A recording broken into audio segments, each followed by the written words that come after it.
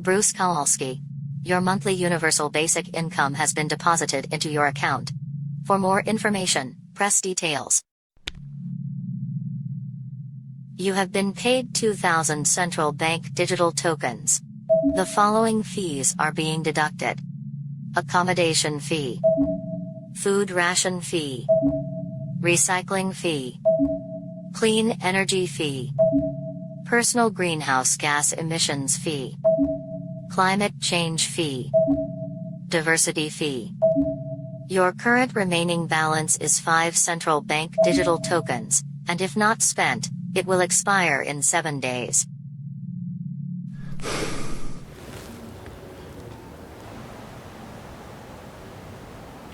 Yes folks, digital ID is coming, and won't it be great? I got the word back from a bunch of people in Australia, and it's not really happening at the moment. They're not really enforcing all of this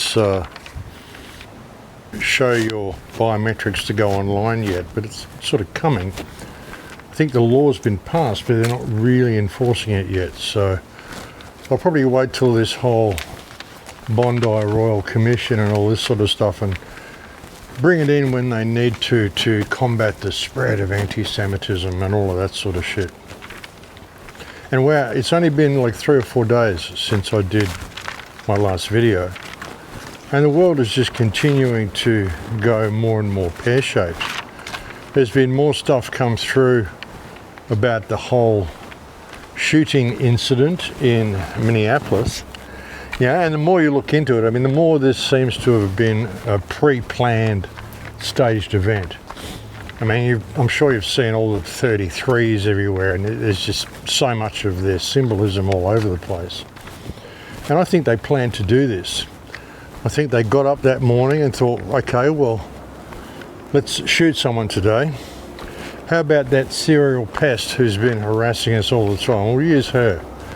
We'll use it and we'll get the result that we want, which is of course to further the divide and to legalize basically killing people and to up the level of brutality from ICE.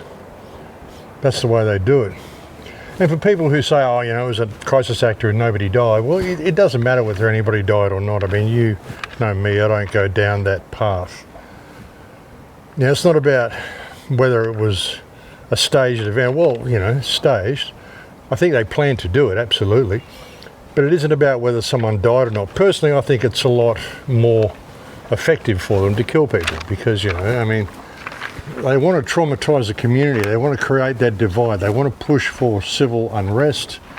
And they need to expand the powers of these agents, which are basically just stormtroopers, who they're calling ICE, driving around in unmarked vehicles, terrorizing Americans. I mean, all sorts of stories are coming out. They're just brutalizing people, pulling people off the street for no reason, and just checking their credentials, but beating the shit out of them first. If they suspect you at all, they just pounce on you, beat the living shit out of you, drag you off, and then ask to see your ID. Pretty crazy, but that's what they're doing.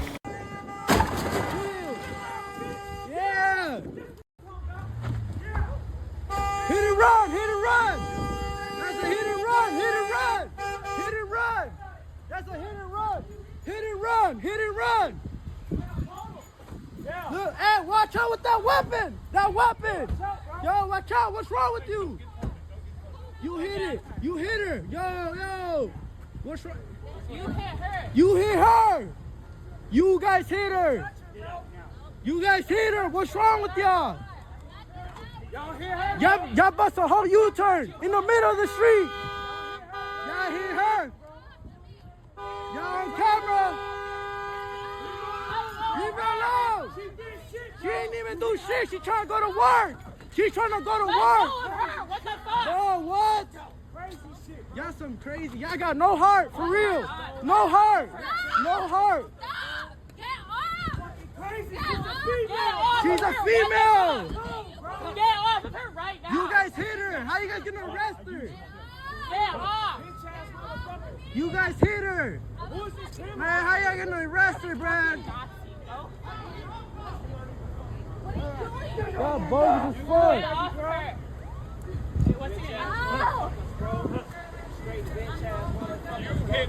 You hit her. You guys hit her. You guys hit her. Whole lawsuit right there. Believe that. I'm telling you. Don't get your issue. Keep fucking around in Chicago. Keep fucking around in Chicago. Hey, baby girl, you good. Don't worry about it. Stop resisting. Don't worry about it. We need that information, bro. Ah, bogus as fuck.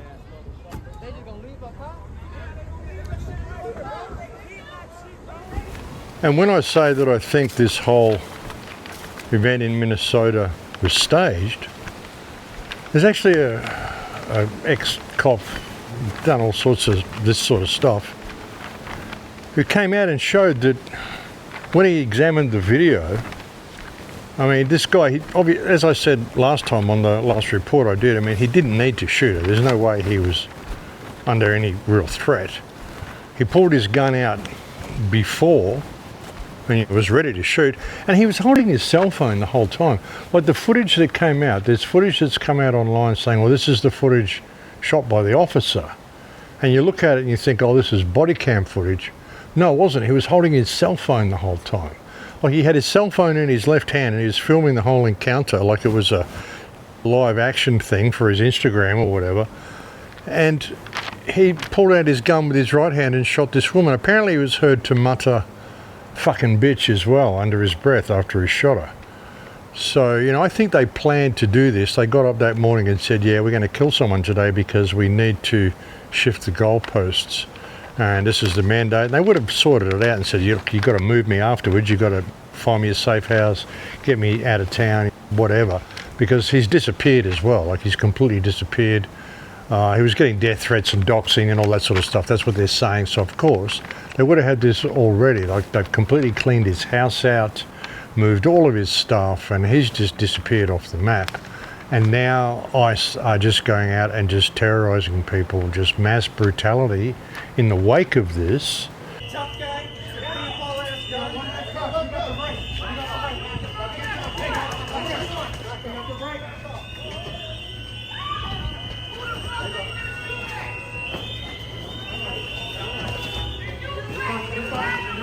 Back up! Back up! Back up. One more. You go back there, and I'm gonna put you under arrest. One more. You get back there one more time. Back up. Back up.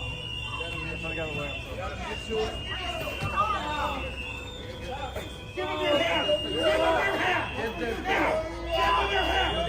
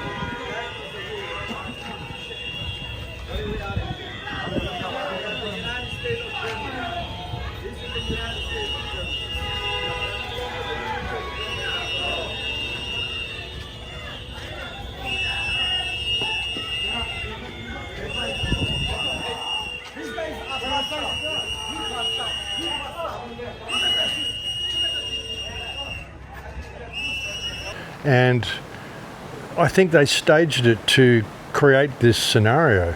And the ICE officer, as I said, there's this cop, and he's looked at the video and he said, well, this guy broke every sort of protocol you could possibly break. It's like he did everything wrong and manufactured a situation where he could actually use his firearm and get away with it.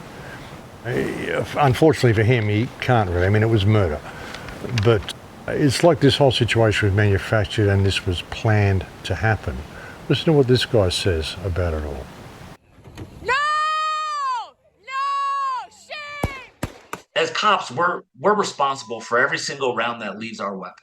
Eric Ballier is a 25-year career federal agent who most recently oversaw use of force investigations for Homeland Security Investigations, or HSI. We asked him what to make of the tactics used by federal agents in the fatal Minnesota shooting. In my 25 years, I've done hundreds of vehicle stops. If someone is fleeing, that is not a justification for the use of deadly force. In this moment, the officer crosses in front of the vehicle. He opens fire on the driver, 37-year-old Renee Good.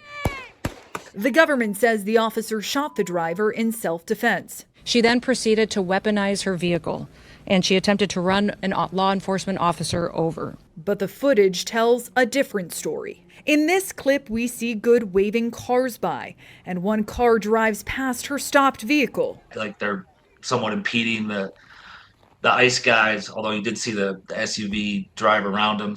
Next, officers exit the car and approach Good's vehicle. Right out of the gate, it's escalatory in nature. And then the agent with the black mask reaches for the driver's side door handle to try to open it.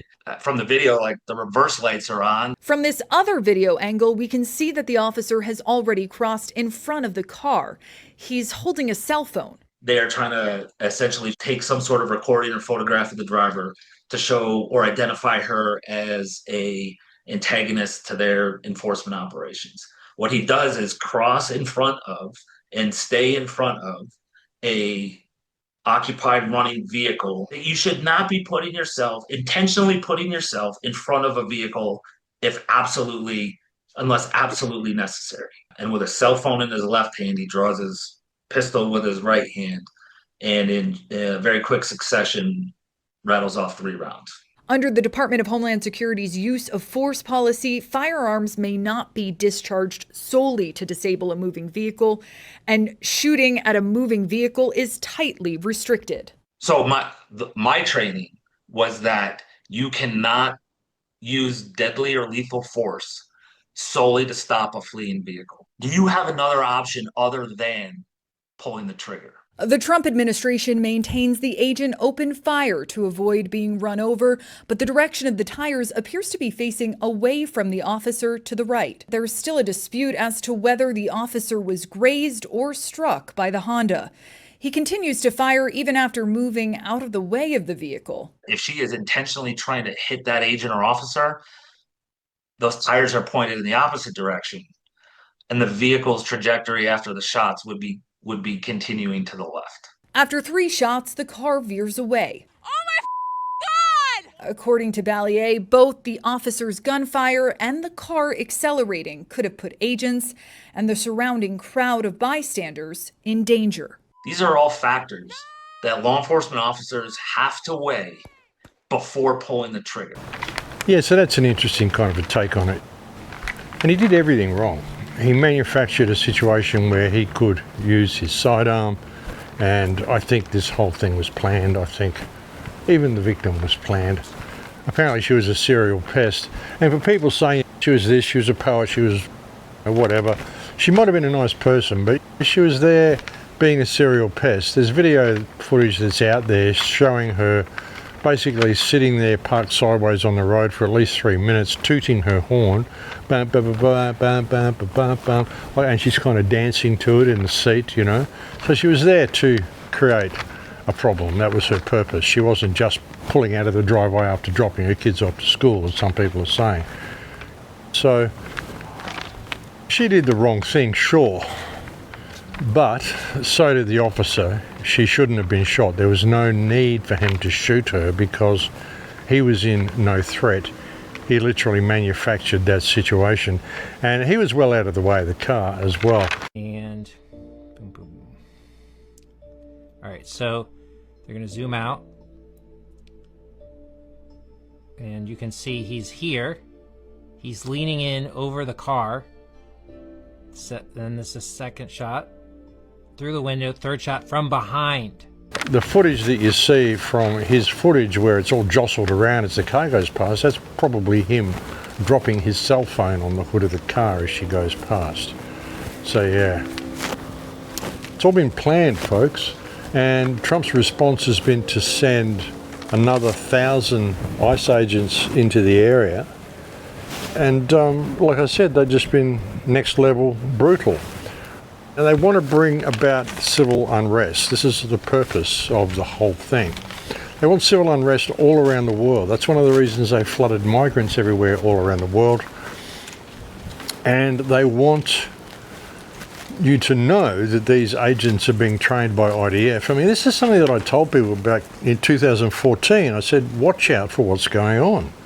Watch out for what's going on in Gaza. Watch out for what's going on in Palestine, because if we don't, then the way of Palestine will be the way of the world.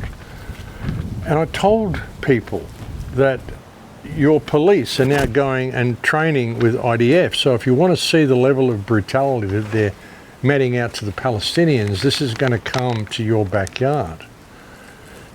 No matter what the excuse, whatever this woman had done, she was shot in the face at point blank range. Like, it's ridiculous that this is even tolerated, but yet it is, and it's justified, and now you're going to see more of it for anybody who steps outside the line.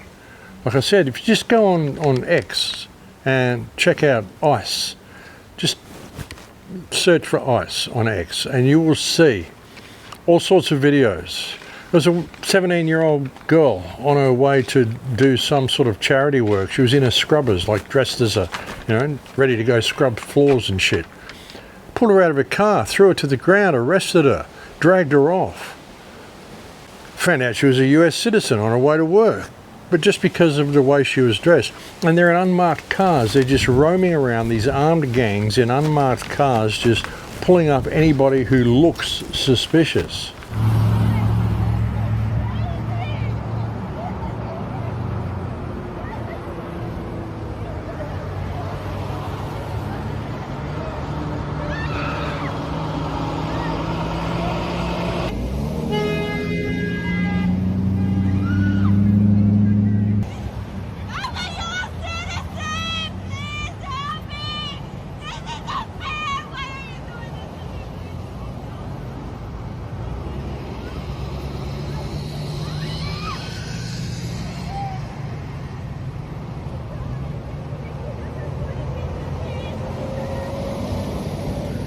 It's like that mockery that I had on a couple of shows ago. A few weeks ago, I put on an AI video that someone had created of a cop that went out and just arrested everybody because they look suspicious. It's like that's what these ICE agents are actually doing. Timmy, you are now a Los Angeles police officer. How does it feel? Protect and serve!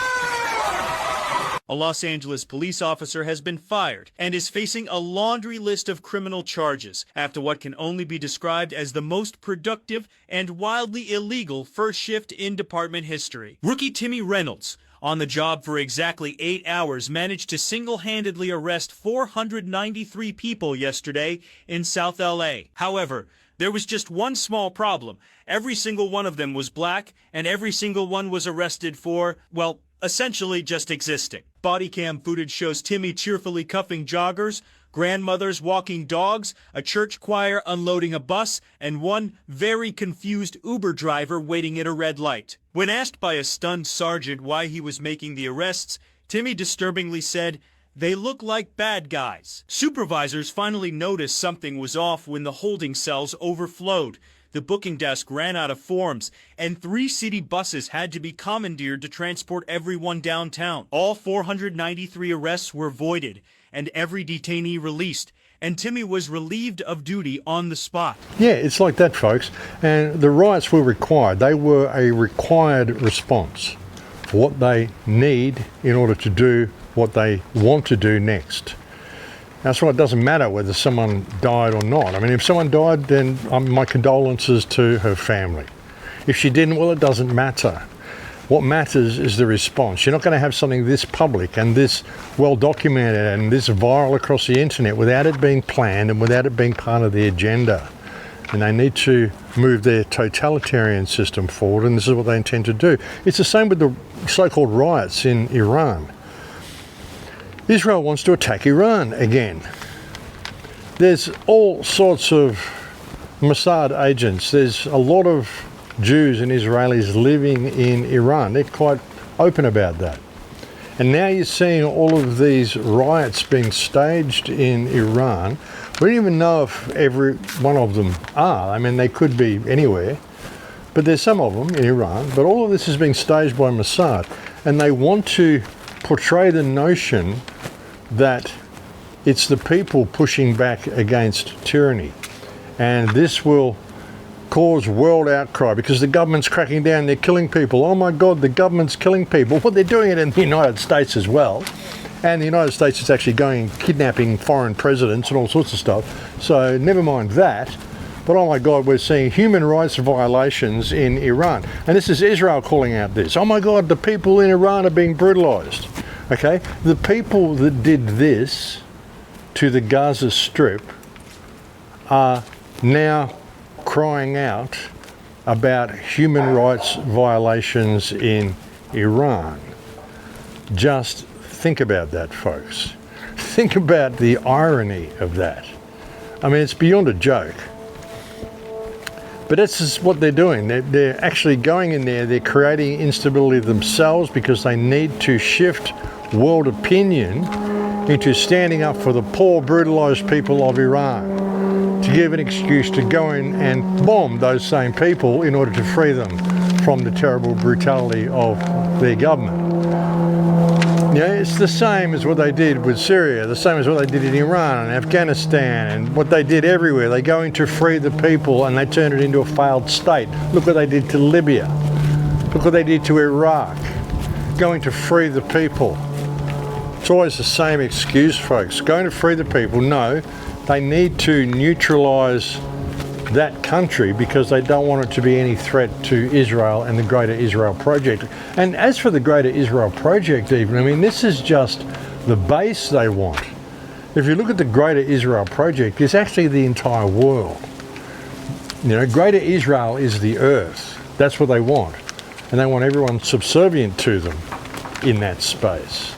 You know, and that's why they're doing some of the things they're doing. I mean, and like I said a few weeks ago, I wouldn't be surprised if Pauline Hanson becomes a forerunner in the next Australian election. I mean, this woman can't even string a sentence together, and they want to put her in charge of the Australian government.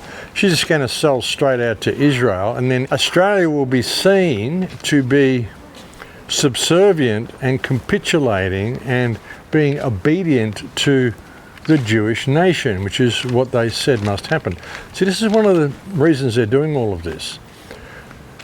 I recently showed you a rabbi, and he said that all other nations and states must be swear obedience or allegiance or something to the Jewish nation. He used the term Jewish nation.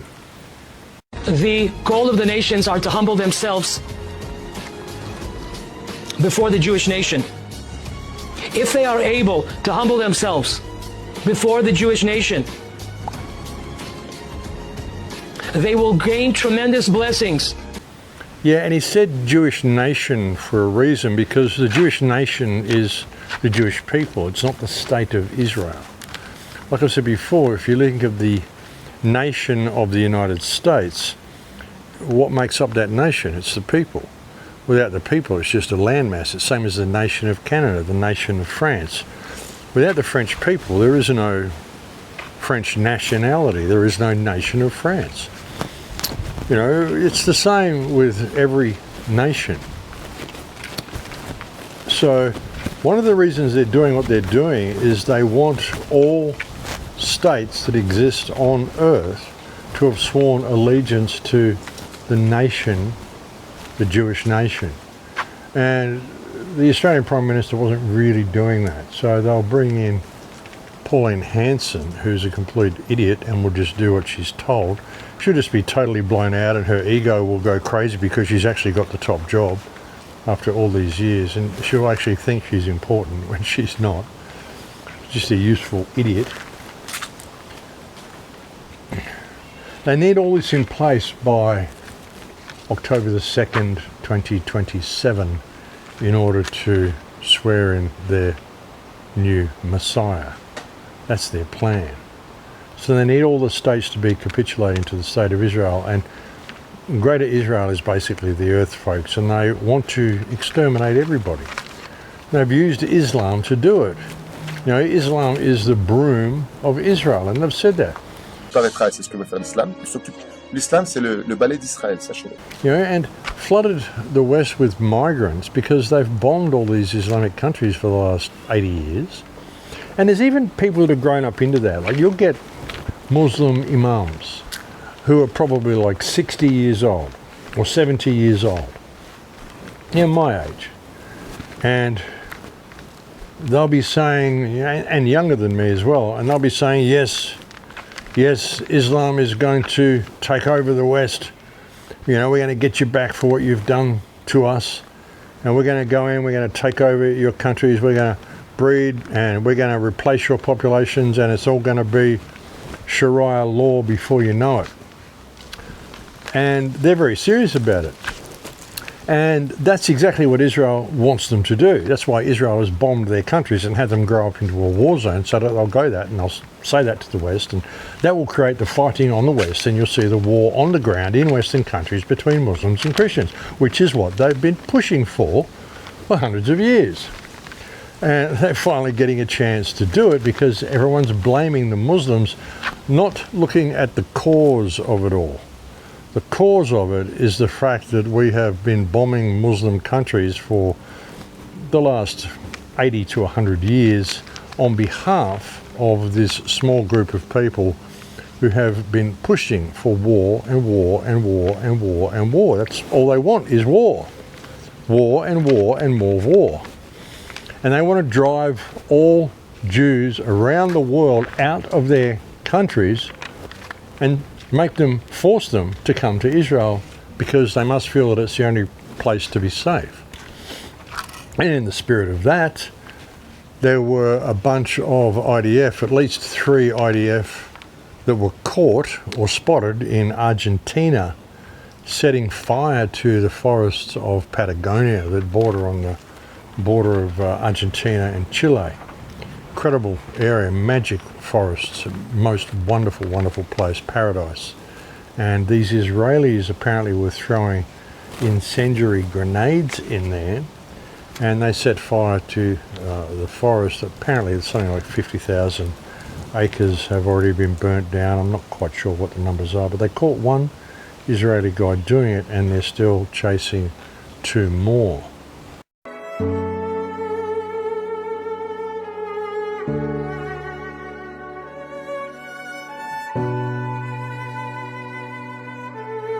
Adelante.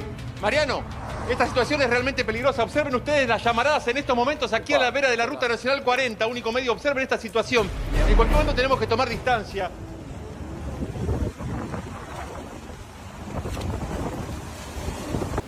Now there are mass protests both in Argentina and in Chile calling for the end of Zionism and saying get Zionism out of South America, get all the Israelis out, we want you gone.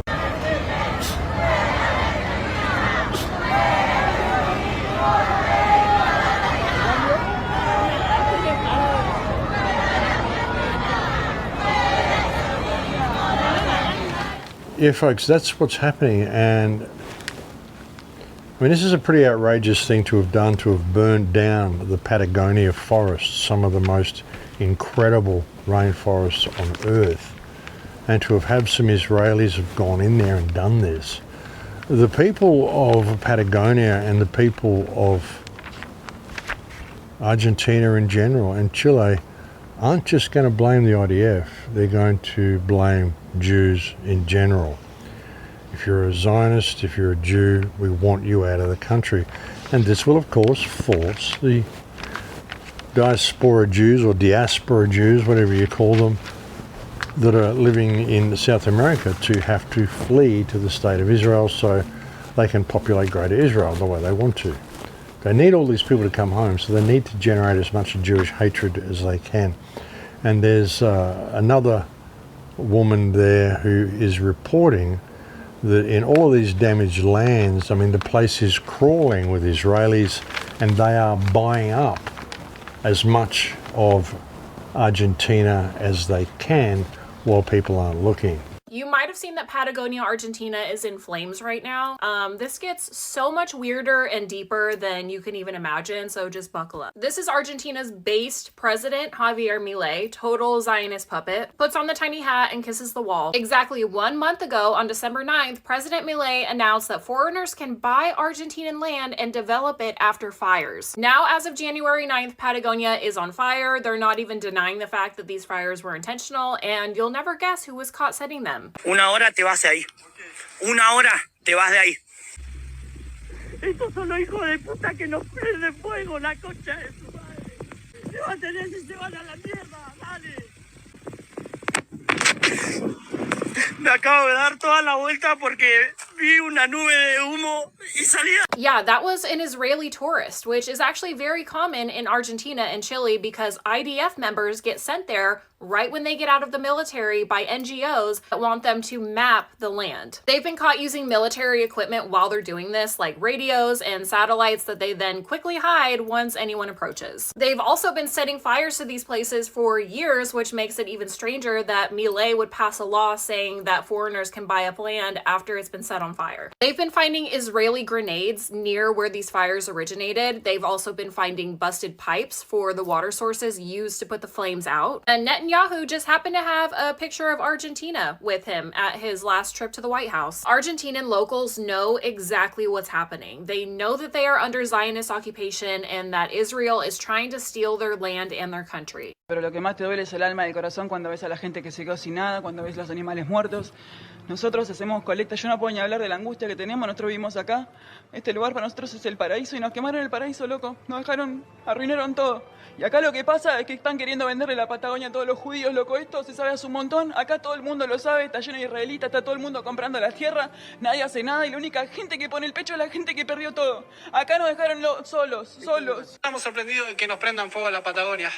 Sabemos que es a propósito, lo tenemos recontra en claro que hay poderes que están del lado, tienen un interés inmobiliario, tienen interés minero, y es algo que ya últimamente lo hacen en nuestra cara y ni siquiera lo disimulan. The claims that there is a plot by Israel to take over Argentina and turn it into basically their second base is not even close to being a new thing. Plan Andania started being discussed in the 1970s and of course has since been labeled as an insane far-right conspiracy theory. The theory alleges that Plan Andania is a covert Zionist Israeli scheme to conquer and declare a second Jewish state specifically in southern Patagonia, emerged in the 1970s in Argentine far-right circles. In 1971, ultra-nationalist economist and Professor Walter Allende popularized it through pamphlets and articles in magazines like Caballero, claiming Zionists were secretly buying land to undermine Argentine sovereignty and establish Andania, a mashup of Andes and Patagonia. There was even a documentary that was made about this Zionist takeover, and they were fined $40,000 for being anti-Semitic. There's really way too much that goes into this to even fit into a short video, so I'm gonna put this guy's Substack here.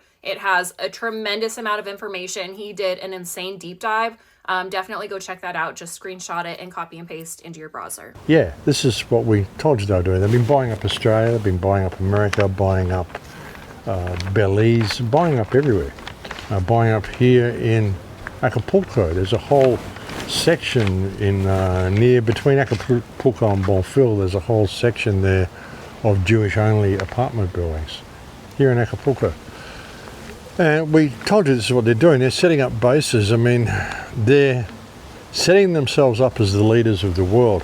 And we told you they were doing this in Ukraine as well. Remember, like about 2 years ago or even 3 years ago, we said one of the reasons for the war in Ukraine is simply to depopulate the young Ukrainian men so they can fill the place full of Jewish men who will breed with the beautiful Ukrainian women and further promote the concept that Jews are these beautiful white people, which is, and they use them, a lot of them for sex trafficking and all sorts of stuff. So this is the plan.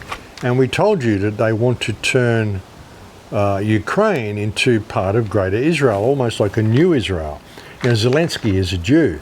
And we told you that they were doing this 2 or 3 years ago, and now look what they did in Ukraine. Can you fucking believe what is happening right now during the war in Ukraine?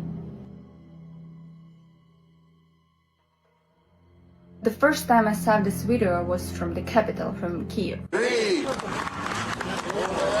So they put that thing in the center of Kiev, and I thought, okay, that's really weird that during the war we are doing something like that. Yeah, so the guys are out there dying for the freedom. Yeah, and then we have something like this. Second time I saw this in another city, and I was like, that's not okay, that's not okay, that's something really not okay. But then when I saw that in my city, Baruch atah Adonai Eloheinu melech haolam asher kiddushanu b'mitzvosav v'tzivon. no, it really pisses me off, especially when I've been talking about this with my Ukrainian friends for like years. Like since the beginning of the war, I've been telling them that this is exactly what's gonna happen. And they said to me that this is a fucking conspiracy. You are looking for the enemy outside. That's not the enemy. Enemy is over there. But usually, you know, it's kind of like, it usually happens that the biggest enemy is not where it's obvious. The biggest enemy is behind the scene. And this is exactly what is happening. And I'm talking about this not from the perspective of the person who just read it somewhere in the media, because media is a fucking lying shit, and you know that. You should know that if you don't know that. I'm talking that as a person from the perspective of the people, yeah? I'm just bringing up the information that I know myself, that I checked myself. And when I say I checked myself, that I mean that I have people who live in that particular city, and they see that with their own eyes, okay?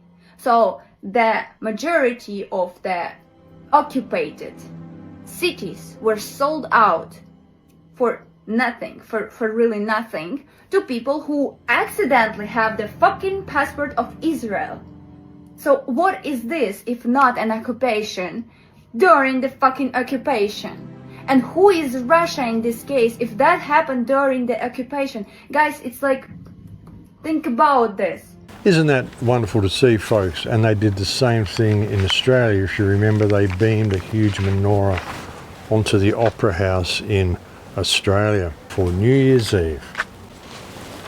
So yeah, it's really been a roller coaster ride for the start of the year, folks. And now Jonathan Ross, the shooter from Minnesota, has gone missing. No doubt, like I said, they probably promised him a safe house or something like that. Wouldn't be surprised if we find him suicided somewhere within the next week or two. Just couldn't take the abuse, couldn't live with what he'd done, whatever bullshit is made up. Oh my God, he shot his wife and killed himself. Who knows?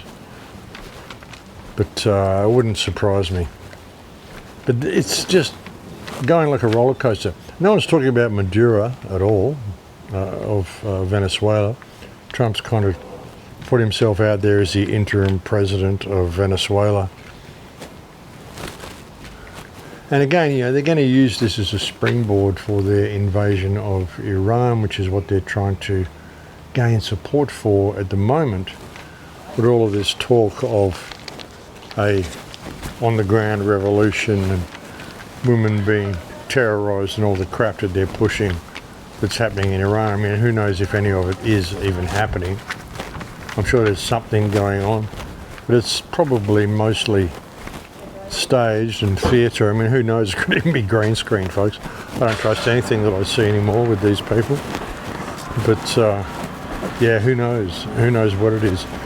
But one thing we do know about it is that it's been staged by Mossad, because that's what they do, and they're trying to garner support for their invasion. Of course they are. You know, and locking the whole world down, folks. They want to shift the goalposts. That's what this whole Minnesota thing's been about. You're going to see law enforcement more and more brutal now, and you're going to see them being justified for that brutality because they just legalized that. If you question them the wrong way, if you interfere with them, then they'll just shoot you in the face.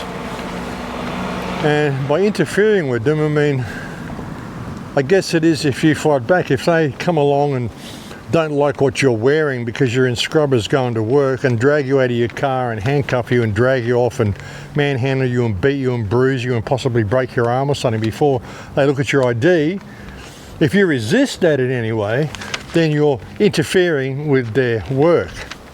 You know, this is the level of brutality. And of course, they want you to push back against it. They want you to get out there like militias get out there.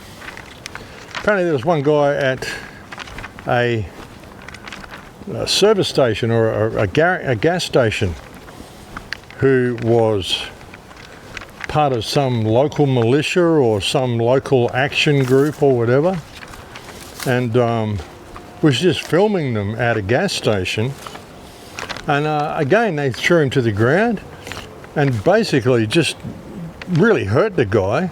Didn't just arrest him, but really hurt the guy. And these are all Israeli tactics. And this is stuff that we've been warning you about for years, folks.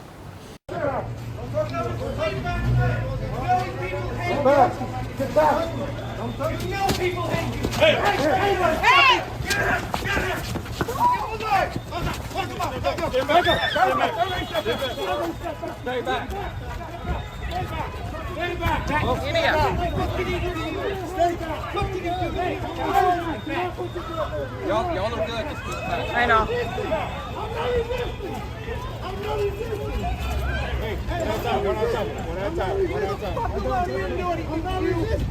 Nobody did. I'm not fucking cowards are here. I'm not resisting. I'm not doing shit. Leave me alone. Put your arm behind your back. This is how you spend your life? Cheap JV Gestapo? That's what you want? I got your phone. Who do you need us to contact? Give us a phone number. Give us a phone number. My girlfriend's right behind you. Once you guys get him in, let's get him into Victor 3, okay? Yeah. I'm going to Victor 3. That's what they said. Victor 3. Get up. Give him a good pat down. Once you get him up, give him a good pat down. Get up. Put him in the vehicle. Hey, wagon here. All right, we're good. Pick up his legs. Pick up his legs. Back up, you guys. That's a fucking bitch. Yeah, and these people who've trained our police to act this way are now occupying Ukraine, occupying Argentina, occupying everywhere. They've basically got, as I've mentioned, like fifth columns in all of our countries, and they're creating situations whereby these fifth columns are getting military support from within our own countries. In Australia, you've got the army looking after Jewish people in Australia now. The Australian army looking after Jewish people. So who benefits from all these attacks? Who benefits from these synagogue firebombings? Who benefits from shooting people? And again, I think they actually kill people at these events, folks. I think they actually really did shoot a person in Minnesota. They don't care about life. I mean, Trump got 2 people shot to fake his own assassination, for God's sake. You know, 2 people died so he could fake that whole thing, which was absolutely fake. I mean, ears don't regrow. Even if it was a tiny little nick. You know, he put his hand to his ear and there was no blood on it when he first stood up and first, you know, put his hand up and went down. He said, I put my hand up and there was blood all over it, and there wasn't. We all saw it. There was no blood on his ear until he stood back up. And of course, they lowered the flag and put the cameras in position and got that classic iconic shot that they even, I think, built a little brass statue of that shot or whatever, which was all such bullshit. But 2 people died for him to pull that off. So I don't think that they give a shit about killing people. It's far more beneficial for them to kill someone so they get that outrage in the community, and they don't give a shit about killing people, especially if they've trained in Israel. What are the chances that the Zionists are controlling ICE? The chances that U.S. ICE, Immigration and Customs Enforcement, is trained by Israeli forces, often referred to as Zionist in critical contexts, are 100%. It's a confirmed fact, not speculation. Since the 1990s, thousands of U.S. law enforcement officials, including ICE agents and leaders, have participated in trainings with the Israeli military, IDF, and police. ICE's methods show clear parallels to Israeli military tactics: racial profiling and surveillance. ICE uses advanced surveillance, e.g. via Palantir, for targeting immigrants, similar to IDF's use in occupied Palestine for monitoring and detaining Palestinians. Militarized raids. ICE's violent, no-knock operations in homes, workplaces, mirror IDF checkpoint raids and home demolitions. Both emphasize force, intimidation, and dehumanization. Detention and separation. ICE's family separations and indefinite detention echo IDF's administrative detention without trial and separation barriers in the West Bank, Gaza. So what are the chances that the Zionists have taken control over ICE? The chances that Zionists, Israeli regime forces, and Christian Zionists in the Trump administration have taken control over ICE, meaning heavily influencing its decisions and tactics, are 90%. They've embedded in the admin, e.g. evangelicals pushing biblical pro-Israel policy, fueling militarized border enforcement echoing Israeli methods as defense against threats. Yeah, but no one can see what's going on. No one's been able to see what's going on for so long because no one can look up from their phones. The phones and the TV screens, tablets, and I've watched people playing tablets on the aircraft sometimes. Watch people and they're sitting there playing these games. And when they do something, there's all this stuff happens and little events happen and little clouds and bubbles and waterfalls of graphics and all sorts of stuff happen. Every time you click an icon on your phone, any time a little event happens, I mean, when you click an icon, it doesn't just open an app. Something happens, a little loading screen comes up, or the app swells up, or it's a little flare, or some little shimmer goes across it or something. All of these sorts of things activate pleasure centers and give you little dopamine hits. And people become addicted to their phones. I mean, this woman on the plane playing that game with all these cascading things, she was just like going for it. It was like full dopamine addiction. And it happens with poker machines as well. And they have all these events happen. It used to just be spinning the numbers, you know, and that was enough. That was a little dopamine thing because you've got that excitement and then it comes up and, you know. But when it's graphics and it's like a computer screen on your, the machine you're gambling on, like poker machines, these are all dopamine releases. And people are addicted to dopamine. That's why people can't leave their cell phones alone. And they did experiments with rats. There was actually a rat called Benny. And they did an experiment with this rat to see how it would react to receiving a pleasure stimulation, i.e. a dopamine release, by pushing a button, and how much precedence that would take over other things. Interesting experiment. In 1954, scientists placed a rat named Benny in a cage. In the center of the cage was a simple red button. If Benny pressed it, he got a small shock of pure pleasure to his brain. At first, Benny pressed it by accident, but soon he understood the transaction. Press button. Feel good. Press button. Feel good. It was the perfect life. The scientists then put food in the corner. They put a female rat in the other corner. They even opened the cage door to the outside world. Benny ignored the food. He ignored the female. He ignored the open door. Why would he struggle for those things when the button gave him the feeling of reward without the effort? Benny pressed the button 7,000 times per hour. He pressed it until his body collapsed from starvation. He died with his paw still resting on the switch. The scientists took notes and closed the file. But the experiment didn't end with Benny. It just got an upgrade. Look at the glowing rectangle in your hand. That isn't a phone. That is the button. Yeah, and that's basically what they've done to people. They've got everybody addicted to their screens. They can feed them whatever information that they want. Now they can just stage these events all over the place and lock people down further and further.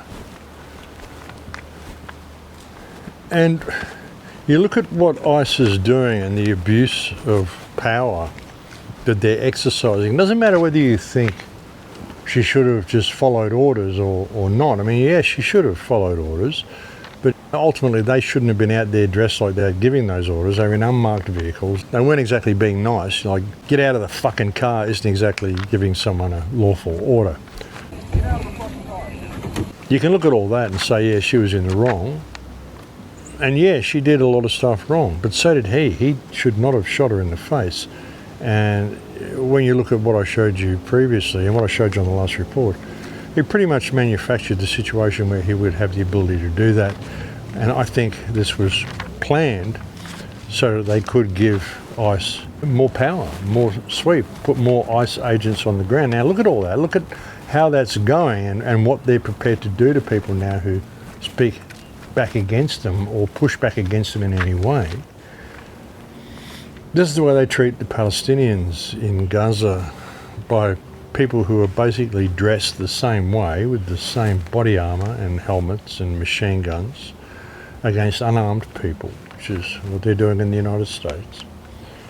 And now they've just staged this whole genocide. 60% of the people in the United States, at least, if not more, are horrified of what the state of Israel has been doing in Gaza.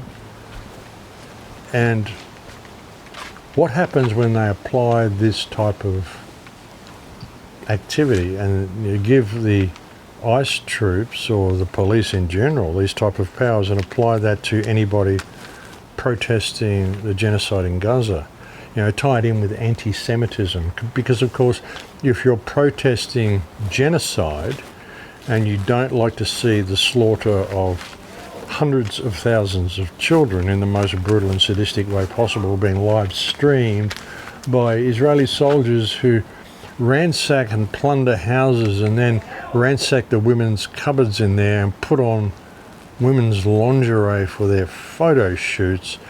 If you're unhappy with this and you think that this is unjust, then you're anti-Semitic, which means the ICE troops can come around and shoot you in the face. Welcome to the new America. Trump's America.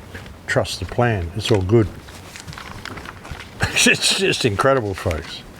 Absolutely incredible where it's going. And again, you know, all planned. You know, they want anti-Semitism. They want you to see all this stuff. They want you to know the ICE troops are trained by IDF. They want you to know it was Israel who burned down the forests in Patagonia. They want you to know all this shit because they want all the Jews around the world to be hated, because they want to promote as much anti-Semitism as they can, so that all these people will flee to Israel, because they need them to populate the landmass in the Middle East called Greater Israel. They plan to establish that landmass and then from that point basically put the rest of the world against each other, have them all exterminate each other. They've been waging a war against the West, against the Muslim world and against the Western world for over 100 years, these people. It's just they've done it in a very sneaky manner. They've used the West to go in and kill and destabilize the Muslim world for them, and they've used that destabilization to then flood the West with the Muslims that they have just destabilized. They blamed everybody else for what they're doing, and now they can sit back and fortify their own domain. And while they're doing it, they're calling all Jews around the world to come home. Come home, come back to Israel, which isn't actually their home, but anyway, come back to Palestine and stay here, because it's not going to be safe anywhere else, because we've made sure of that. All these people are going to kill each other, and you're going to be hated because of what we are doing here. You know, and a lot of Israelis can see it as well. I mean, there's thousands upon thousands of people protesting in the streets in Tel Aviv that can see everything that's going on as well.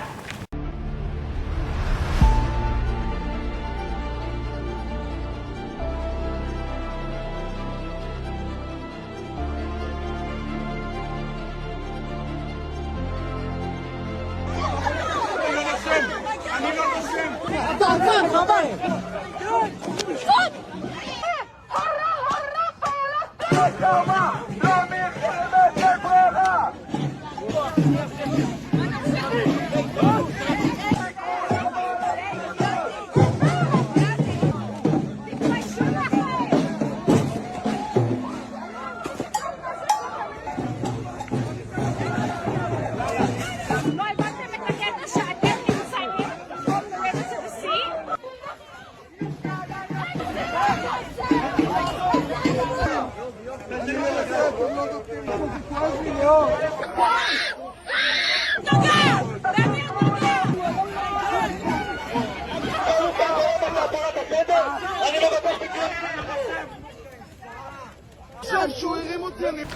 So it's just crazy.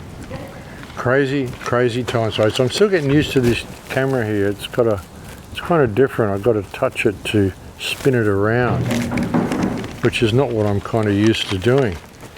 I'm used to having the controls at my fingertips. But yeah, and you know, it's such a crazy time, and we can't let these people take over the world, folks, because that's their plan. They want to take over the world, and they're doing a pretty damn good job, because like I said, the whole world is at war and nobody even knows it. It's remarkable, nobody even knows it. And when you look at the whole World War II scenario and you look at who these people really are, I'm no fan of Hitler because, you know, he was a politician like anybody else. But you look at the brutality of the Israelis and what they say about people, how you've just got to kill everybody. You can't leave anybody alive. You've got to kill all the children, kill everybody. They're just brutal, you know. Like they're saying it's crazy to leave any of the enemy alive, kill their children, kill their pets, kill their animals, burn their houses, erase every single trace of them. That's what you do to your enemies. Basically, and you heard them say this. But you compare the German rules of war that were given to the German army in World War II.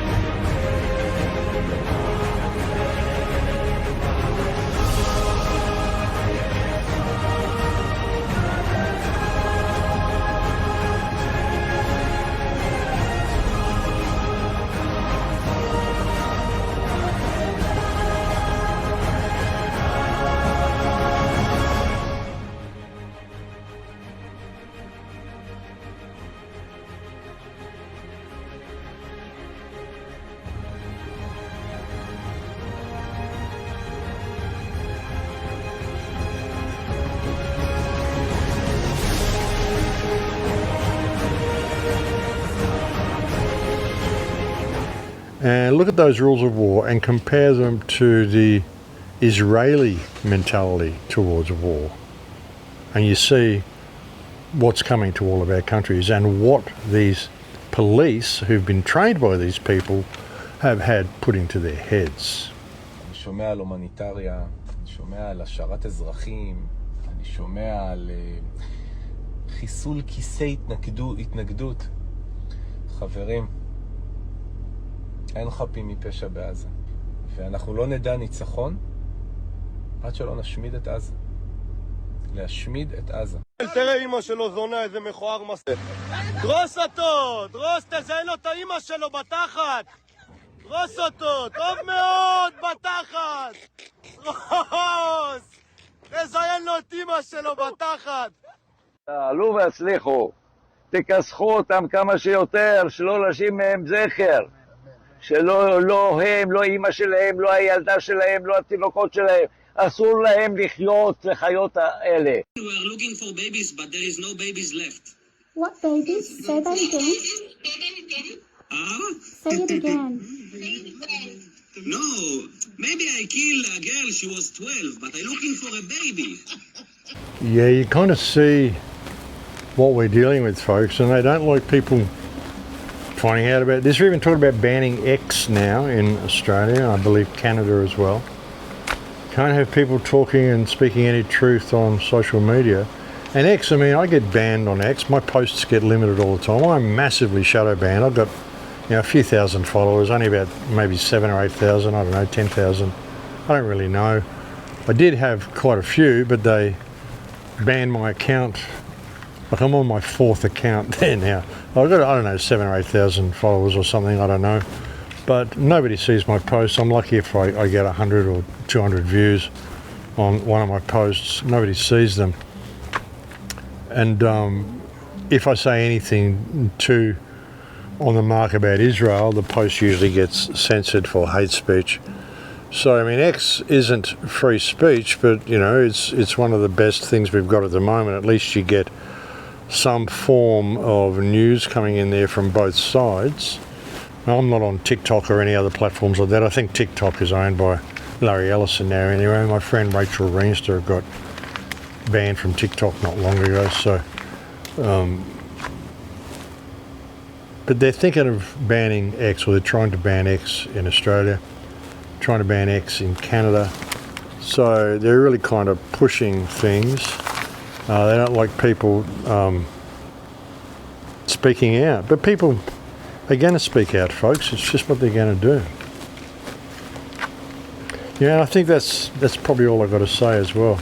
I just wanted to address the whole fires in Argentina and Patagonia. This is terrible. This is beautiful, beautiful forest. And, you know, typical of Israel to do something like this. You got to wonder how they got incendiary grenades in there. And meanwhile, Milei, like, what's his name, Javier Milei, he's celebrating because he's halved poverty, apparently, in Argentina. Well, meanwhile, he's allowed his Jewish friends to bring incendiary grenades into the country so that they can burn down the forests in Patagonia. You know, and he's completely capitulating to Israel. And, like, according to that woman, there are Israelis everywhere. The place is crawling with Israelis, and they're buying up all of the land in Argentina. So this is all happening under the carpet, same as smart grid is being rolled out under the carpet, folks. So yeah, just pay attention to what's happening. And Israel is really going to try to kickstart this war with Iran this year. That's what all of these riots and revolutions and stuff that are being staged by Mossad in Iran are all about. And it doesn't matter. I mean, if Israel and the United States go in there to free the people, it's never about freeing the people. Like I said before, just look at Iraq, Afghanistan, Kuwait, everywhere that they've gone in to free the people. Syria, look what they've done. Look, Palestine, they've gone in there to free the people from Hamas by not leaving a single building standing, squeezing all of the people into tents and starvation zones. Incidentally, my friend Nedal is still in there, folks. If you can help him out, he still can get food and stuff in there if you can help him out. He's living in a little tent city at the moment with his daughter Siwa. If you can possibly throw him any funding, I sent him some money this morning actually. You know, a lot of people have been setting up fundraisers for Gaza. A lot of people have been scamming people. There's people have been putting out fake videos and saying, please help me, blah, blah, blah, and raking in thousands of dollars. A lot of NGOs and stuff like that. But the link that you'll find beneath my videos to Nedal's fundraiser is being run by a guy in Canada, and the money goes directly to Nedal. That's why the donations are in British pounds, because it's very easy to switch British pounds into shekels, and then he can use them to trade and buy food and get shelter and stuff they need in Gaza. So many people are still hanging on in there, folks. They will never let go. The Palestinian people are incredibly resilient, but you know, they can't even leave if they wanted to at the moment, because the only borders are at Rafah and the border going into Israel at the north through Beit Hanun. And these are both closed. Like if you look at the yellow line that Israel has set up, they can't get to Rafah border. They can't get to any borders at all. They can't even get out in a fishing boat. Some guy went out in a fishing boat recently, just a small rowboat to maybe catch some fish to eat, and Israeli gunships were shooting at him.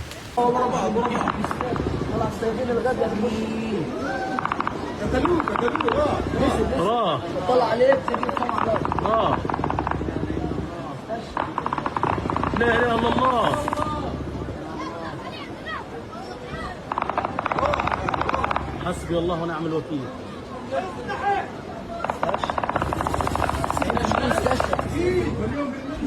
هاي اختفى السفينة لحالها، فيش مبلغ راس مبين. وين السفينة؟ هي خير. عندنا هيك. لا والله هي لا. هاي لسه عايش بس في على البدل. هي فيها ايوه. اللي وراها هي مبين في الكاميرا، هي قاعد بجزء هي. والله ضايع ضايع ضايع. برن عليهم.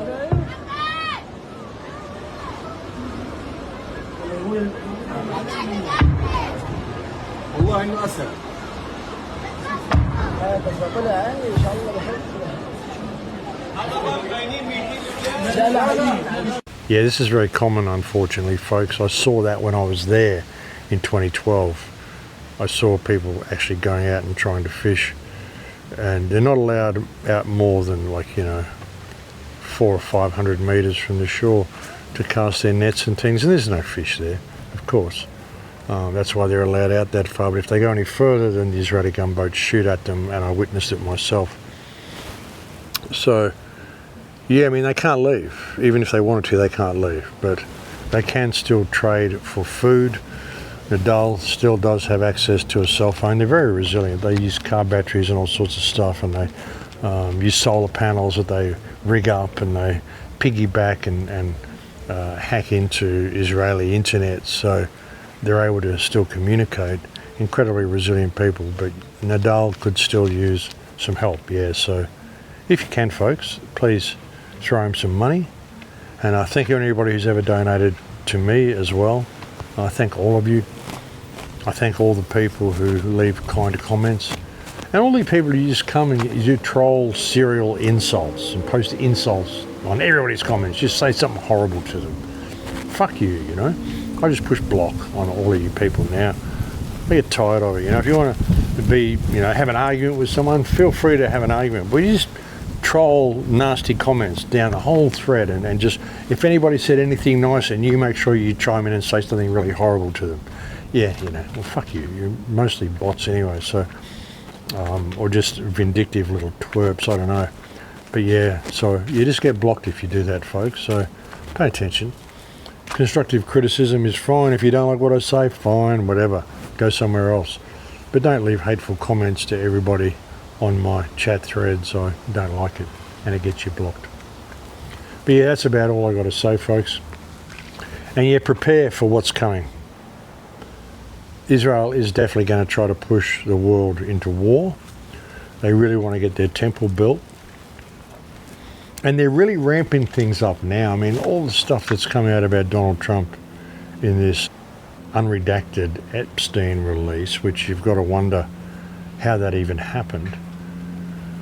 But all the stuff that's come out, I mean, if they let off for a day with all of their fear campaigning and wars and bombings and all this shit, then people are going to get time to relax, and they're going to perhaps look at some of those Epstein files and some of the stuff that's in there.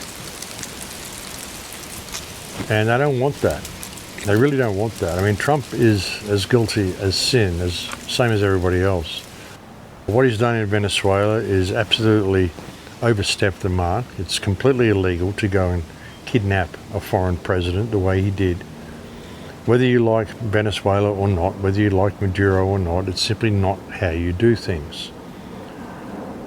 Israel is really pushing hell for leather to go and attack Iran. They want to create as much chaos and confusion as possible. A lot of the migrant stuff as well, they want to put East against West, but they also want an excuse to be able to roll out all this surveillance stuff. So there's massive things on the horizon, and they're pushing so hard because they're terrified of how many people are waking up to what's going on. And that's a beautiful thing, because it's a self-fulfilling prophecy. They are bringing about their own demise, and yeah, it's a self-fulfilling prophecy, and they are fulfilling it themselves. The internet, for all of its bad things that it does, in as much as surveillance and we get addicted to it and all of that sort of thing, it's still helped make the world smaller, and a lot of people have been able to spread a lot of information, and a lot of people are waking up. A lot of people are thinking a little clearer now. People aren't really paying too much attention to mainstream media or any of that sort of stuff, and they're seeing things for themselves. A lot of the younger generation, I mean, they know they've got no hope in the world. Young kids, from 17 to 25, they're looking at this world going, well, where do I fit in? How do I actually start a business or have a career or do anything where I make enough money to actually succeed in the world and just do what I want to do in life? Why is everything such a struggle? And they start looking, and then they start seeing things, and they go, oh, okay. And they get it pretty quickly. So there's a lot of people waking up, and they can't stop that. And a lot of that has happened because of the internet. And people are not being educated in the education system. Back in my day, they used to give you a lot of shit to think about. A lot of homework, a lot of stuff at school was designed to keep your mind occupied. They gave you homework to take home. You got to do this and do that. I never did any homework. I hardly participated in any lessons. I argued with my teachers about almost everything they were trying to teach me, and I thought for myself. So I never actually entered into that matrix. And in modern education, they're not sort of really giving people a lot to think about, the kids. They've sort of blown it there. They give them screens and computers and stuff to get them preoccupied, and they get addicted to the screens and playing games, but only for a little while. Then they start chatting to each other and thinking amongst each other. And they don't really have to study too much or even learn to read and write too much anymore. So their minds aren't always completely occupied to go home and do homework, any of that. They don't have to do that stuff anymore the way they did when I was a kid. So it's given these kids a lot of time to think for themselves, and they get on TikTok and it's all pretty stuff on there. Then they start seeing people thinking for themselves, and they start participating in the conversations and blah, blah, blah. And so the younger generations have really woken up, and they need to combat that. So they're locking things down as much as they can. But the more they lock things down, the more people go, aha, we were right, look what they're doing, and the more people wake up. So they're bringing about their own demise. It's a self-fulfilling prophecy. It has to happen. This system is going to crash and burn. It absolutely is. You're going to find that currency is going to be worth nothing, fiat currency. Maybe crypto will after that, if you've still got access to the internet, if the internet's still even there. Now, the internet's just a bunch of servers in Silicon Valley. I mean, one well-timed airstrike on that place and there would be no internet. So I don't know if it's really good to depend on crypto, but hey, maybe it'll stay there. But most currency is going to go down. So I've been saying to people, one of the most drastic things that's happened to us in the last 100 years is our loss of life skills. And if you really want to prepare for what's coming, you need to get back in touch with your life skills. Like I've said, be prepared to be able to just walk into the forest with the bare minimum of anything and be able to survive. I'd be able to do that in Australia. I don't know that I could do it here in Mexico. I could do it in Australia because I know the lie of the terrain. I know where to find shelter. I know where the storms come from. I know where I could fish and forage for food and hunt if I had to. I know where there's caves. I know what plants are edible. If I really had to, I mean, it wouldn't be pleasant, but if I really had to survive a nuclear holocaust or a zombie apocalypse, if I had access to the mountains and the environment and the landscape that I grew up exploring, when I was younger and going to school, I used to go and grow weed all over the place and shit. I explored all of the areas of the border ranges and stuff. I know my way around there pretty well. And I used to look at a lot of the old books on edible plants, and you can go and survive in the Australian bush quite easily. There's food all over the place. It just doesn't really look like the normal type of food you would normally eat, but it's there if you know what you're looking for. So yeah, I could do it, but I couldn't do it here in Mexico. But if you are native to the country that you're in now, if you grew up there, and surely you know country trails and you know bushwalks and you know places to go and you know where there's edible food and you know where you can go to fish and forage and hunt and you know where you could go to get away from society if the need arose. Because it just may come to that. I've said this for many years. I mean, I remember saying on a show maybe 10 or 15 years ago that if you were to drop my 70-year-old mother into the forest, she would still know how to look after herself. Might be hard for her, arthritic fingers, but she'd know how to build a shelter, she'd know where to find food, she'd know how to do a windbreak, she'd know how to keep herself warm, she'd know how to start a fire, she'd know how to plant seeds and grow vegetables if she had to, she'd know how to fish, trap lobsters in a local stream if that's what it took.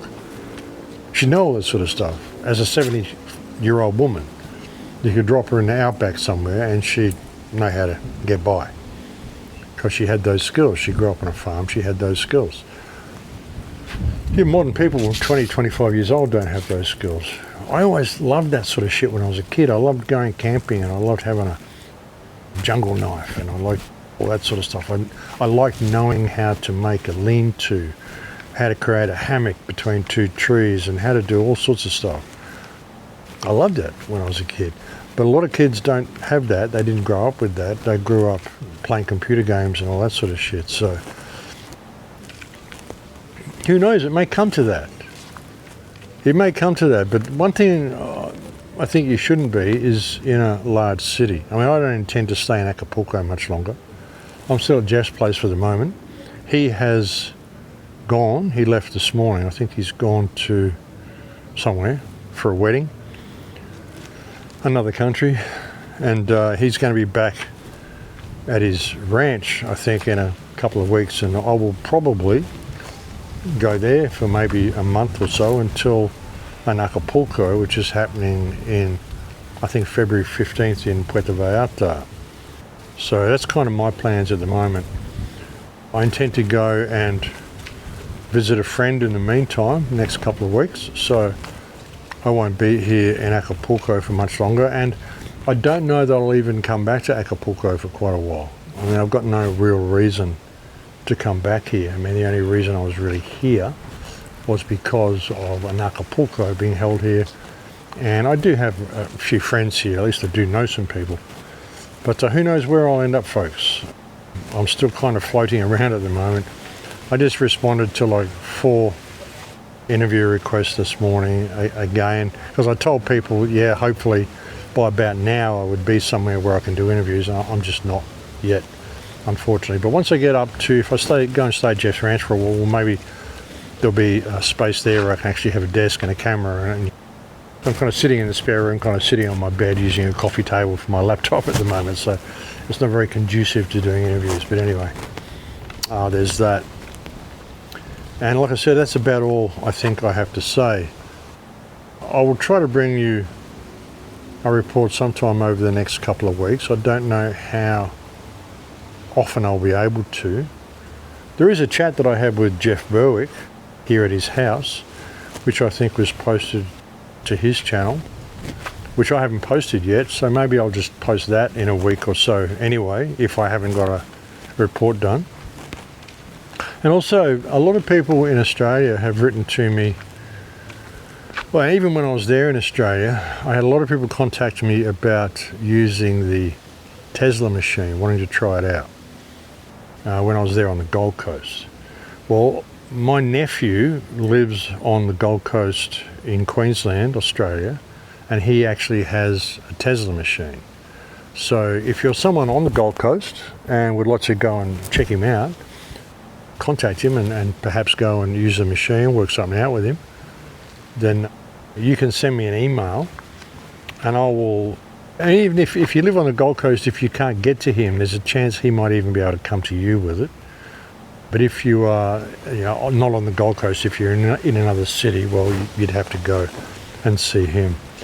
But if you want to send me an email, just go to my website, TheCrowhouse.com, go to the contact page, and you can just click there and your email should open, or you can just hover over the click here part and you'll see the email come up on the banner at the bottom, and just email me and I'll forward that straight to my nephew, and perhaps you'll be able to go and use the Tesla machine. He does have one. He lives in the middle of the Gold Coast, so southern Queensland, easy to get to, and yeah, so that's something as well. And again, if you can possibly help out my friend Nedal in Gaza, and remember, if you do make a donation, it is going straight to Nedal. It doesn't go to any NGO or anything like that. It goes straight to him on the ground in Gaza, living in his tent city, and they are suffering extreme hardship. Israel hasn't stopped bombing it, just bombed them the other day, killed like 20 people. Bombed southern Lebanon the other day as well, while nobody's looking. It just hit residential apartment buildings in Lebanon in the middle of the night with no warning.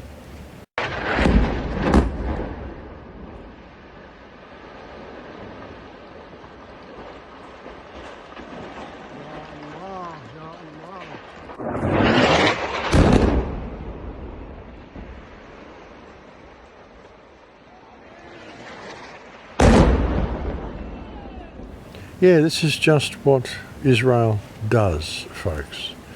It just can't stop, and now it wants to go and bomb Iran. Just can't stop bombing people. Bombed 7 countries in the last 2 years, and it just won't stop. Even with ceasefires, it just won't stop.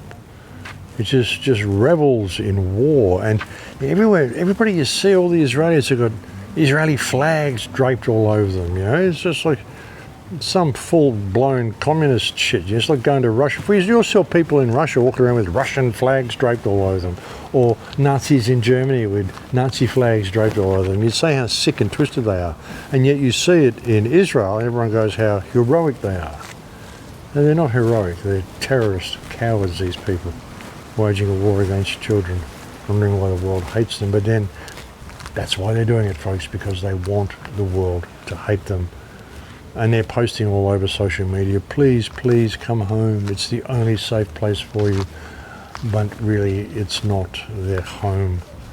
There are thousands and thousands and thousands of Jews all around the world who hate the state of Israel, who unfortunately are all going to be targeted because of what Israel is doing. Like Jews in South America who may hate what Israel is doing, but now they're going to face the anger of the people of Argentina and Chile because Israelis went over there and burned down Patagonia and are snapping up as much real estate as they can. Freaky times, folks, freaky times. But yeah, enjoy the show. You know, it's going to get crazy. It's still going to get crazier because it has to. They're desperate.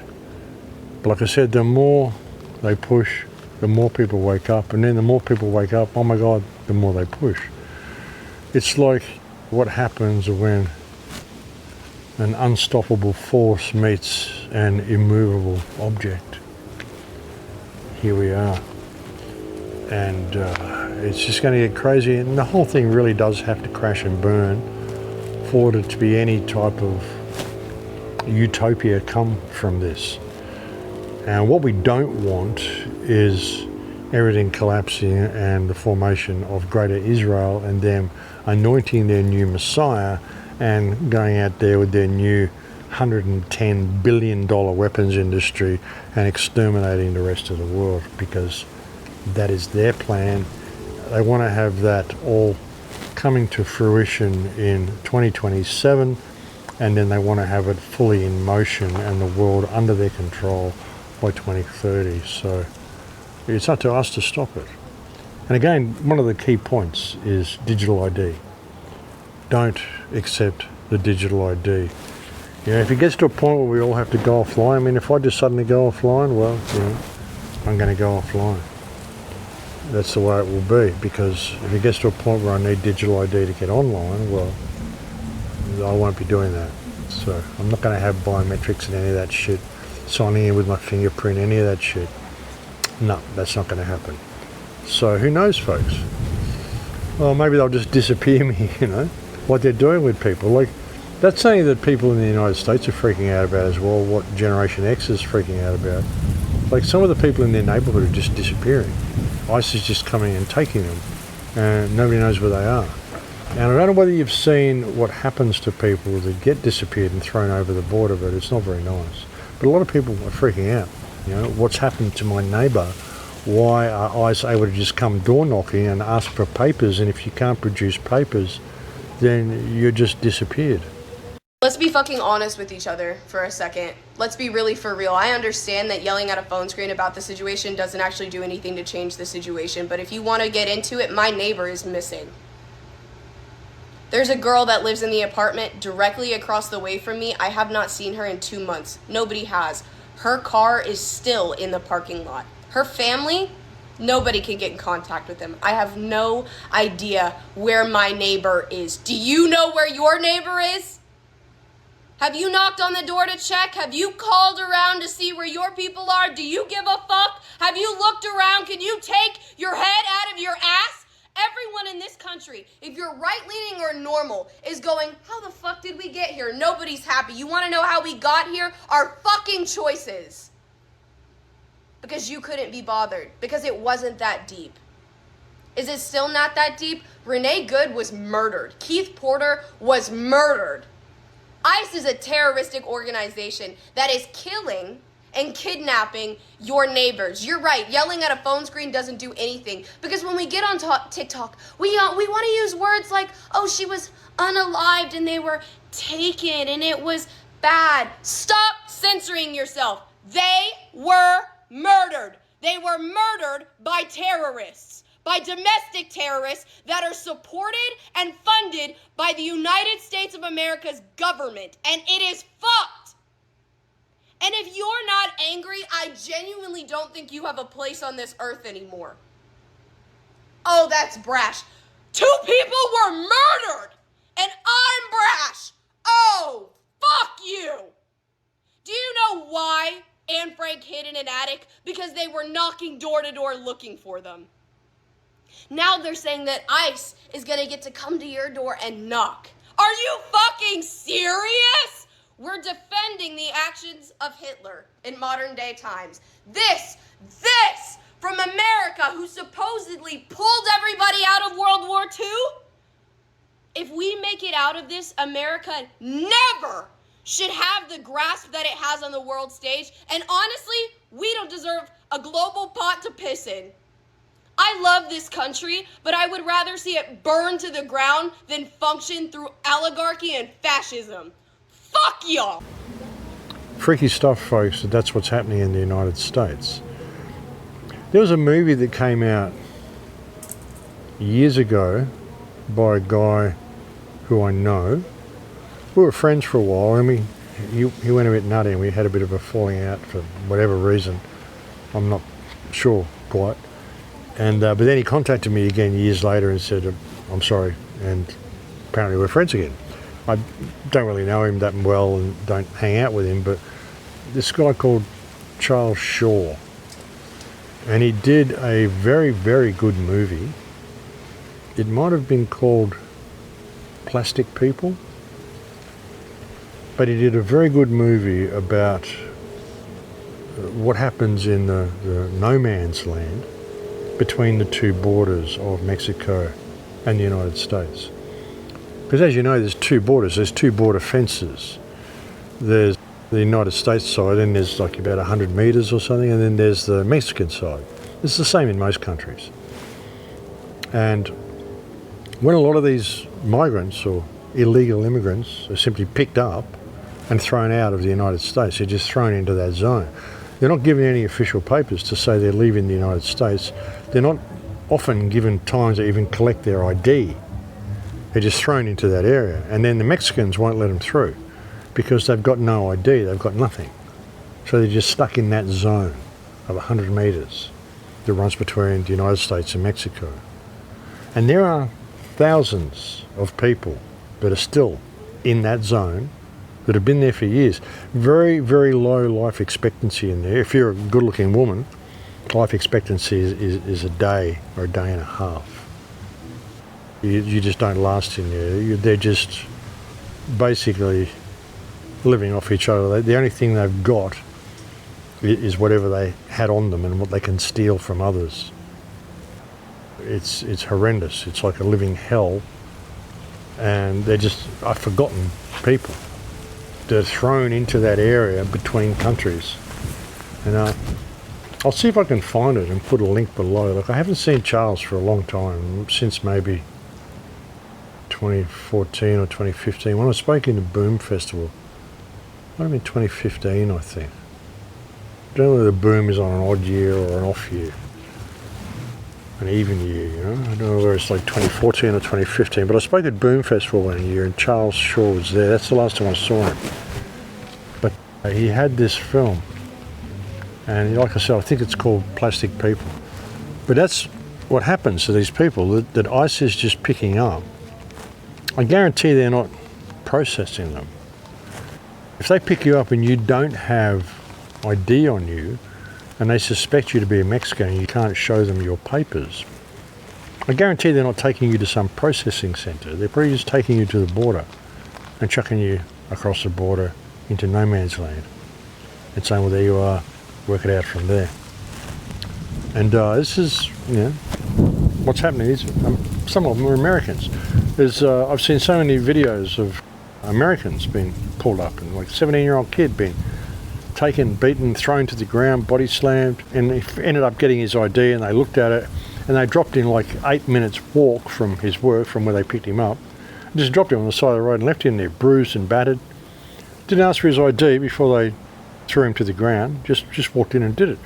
Now the girl in the scrubber's clothes. This is what's happening to American citizens. They're not asking any questions, they're just doing this, and it's just going to get worse, folks. So yeah. And if you don't have any ID, they'll likely just throw you over the border, and then what happens then? What do you do? Who do you phone? What do you do? They probably took your phone, you probably won't have one. What do you do from that point? People just disappear. No one knows where they've gone. So yeah, sure, people go and protest it, but they shouldn't do what Renee Good did.